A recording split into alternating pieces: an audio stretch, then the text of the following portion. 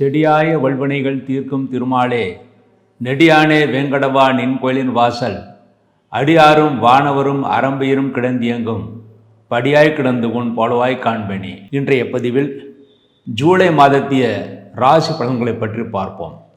இந்த ஜூலை மாதம் என்பது ஆனி மாதம் பிற்பகுதியிலும் ஆடி மாதம் முற்பகுதியிலும் வருகிறது. இந்த ஜூலை மாதம் என்பது மிக மிக உத்தமமான மாதம். என்றால் இந்த ஜூலை மாதம் என்பது இந்த ஆங்கில மாதத்தின் நடுப்பகுதியில் வருகிறது.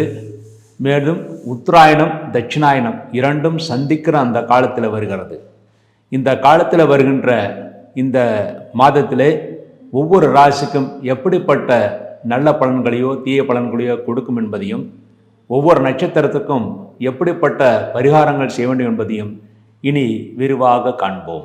பூரட்டாதி 4வது பாதம், உத்திரட்டாதி ரேவதி, இந்த நட்சத்திரங்களில் பிறந்த மீனராசி அன்பர்களே, மீனராசியிலே பிறந்தவர்களுக்கு இந்த மாதம் உங்கள் ராசிக்கு விரையாதிபதி லாபாதிபதி இரண்டிற்கும் அதிபதியான சிவன் உங்கள் ராசியிலே இருக்கிறார்.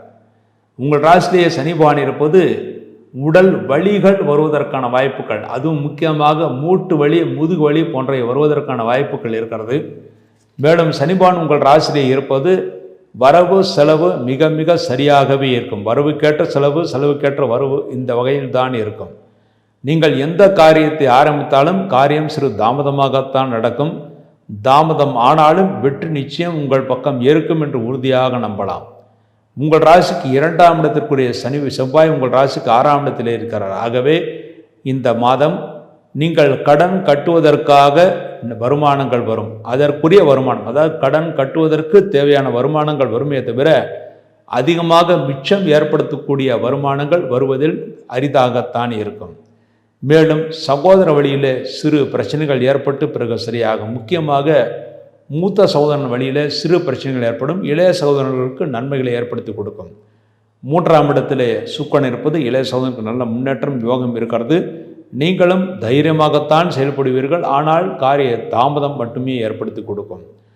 உங்கள் ராசிக்கு 4ஆம் இடத்தில் சூரியன் குரு இருப்பது உடல் உஷ்ணம் அடைவதற்கான வாய்ப்புகள் இருக்கிறது. ஆகவே காரமான பொருட்களை சாப்பிடுவதை முற்றிலுமாக தவிர்த்து விடுவது நல்லது. மேலும் அஜீரணம் ஏற்படுத்தக்கூடிய உணவுப் பொருட்களையும் தவிர்த்து விடுவது நல்லது. உங்கள் ராசிக்கு 4ஆம் இடத்தில் சூரியன் குரு இருப்பது நண்பர்கள் உறவினர்கள் மூலமாக சிறு சிறு பிரச்சனைகள் ஏற்பட்டு அதன் பிறகு சரியாகும். 5ஆம் இடத்தில் புதன் இருப்பது மாணவர்கள் நல்ல மதிப்பெண்களை பெறுவார்கள். நல்ல கல்லூரிகளை இடம் கிடைக்க பெறுவார்கள்.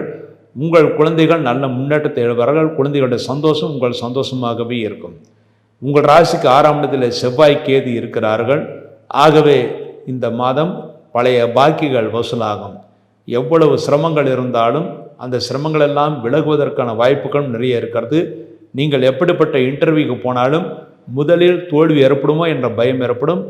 அடுத்து 3-4வது இன்டர்வியூவில், அதாவது அந்த நேர்முக தேர்வில் 3வது 4வது சுற்றில் வெற்றியை நீங்கள் நிச்சயமாக பெறுவீர்கள். உங்கள் ராசிக்கு 7ஆம் இடத்திற்குரிய புதன் உங்கள் ராசிக்கு 5ஆம் இடத்தில் இருக்கிறார். ஆகவே மனைவி புத்திசாலித்தனுடன் செயல்பட்டு காரியத்தை சாதித்து காண்பிப்பார்கள். அதன் மூலமாக நீங்கள் சந்தோஷத்தை அடைவீர்கள். உங்கள் ராசிக்கு 8ஆம் இடத்தில் குருடைய பார்வை இருக்கிறது. உங்களுடைய ஆரோக்கியத்திற்கு நல்ல மருத்துவம் கிடைத்து நல்ல ஆரோக்கியத்துடன் திகழ்வீர்கள். உடல் மாத்திரம் உஷ்ணமடையும், மற்றபடி பெரிய தோஷங்கள் எதுவும் ஏற்படுத்தாது.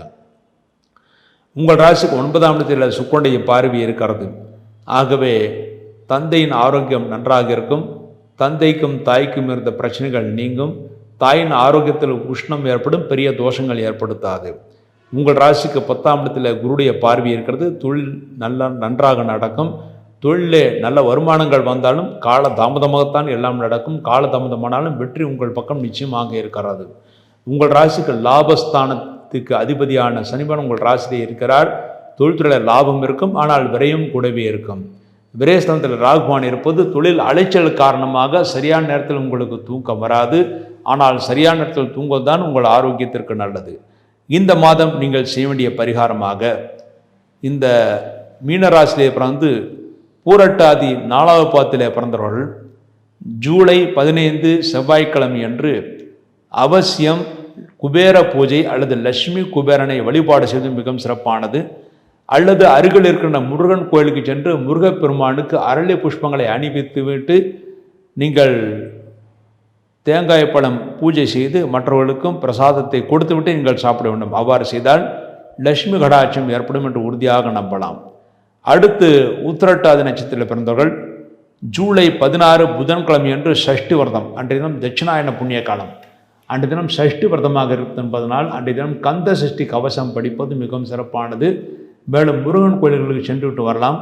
உத்திரட்டாதியில் பிறந்தவர்களுக்கு அன்றைய தினம் தட்சிணாயன புண்ணிய காலமாக இருப்பதனால் அன்றைய தினத்தில் சில ஹோமங்கள் சில தர்ப்பணங்கள் செய்தால் பித்து தோஷங்கள் விலகி நன்மைகளை ஏற்படுத்தி கொடுக்கும். அடுத்து ரேவதி நட்சத்திரத்தில் பிறந்தவர்கள் ஜூலை 17 வியாழக்கிழமை என்று அன்றைய தினம் வியாழக்கிழமை ரேவதி சேர்வது மிகவும் சிறப்பானது. அன்றைய தினம் ரங்கநாதரை வழிபாடு செய்ய வேண்டும். அன்றைய தினம் அவசியம் நீங்கள் அருகில் இருக்கிற சைன கோலத்தில் இருக்கிற பெருமாளை வணங்க வேண்டும், அல்லது ஸ்ரீரங்கம் சென்று ஸ்ரீரங்கம் ரங்கநாதரை வணங்குவது மிகவும் சிறப்பானது. ஏனென்றால் ஸ்ரீரங்கம் ரங்கநாதருடைய உற்சவருடைய நட்சத்திரம் ரேவதி நட்சத்திரம். ஒவ்வொரு ரேவதி நட்சத்திரம் என்றும் பெருமாளுக்கு சிறப்பு பூஜைகள் ரேவதி நட்சத்திரம் அன்று ஸ்ரீரங்கம் கோயிலில் செய்வார்கள். அதுவும் முக்கியமாக சித்திரை மாதம் ரேவதி என்பது அங்கே பெருமாளுக்கு தேர் பண்டிகை இருக்கிறது. ஆக ரேவதி நட்சத்திரத்தின் தேவதையாக போற்றப்படுவோர் ரங்கநாதர்.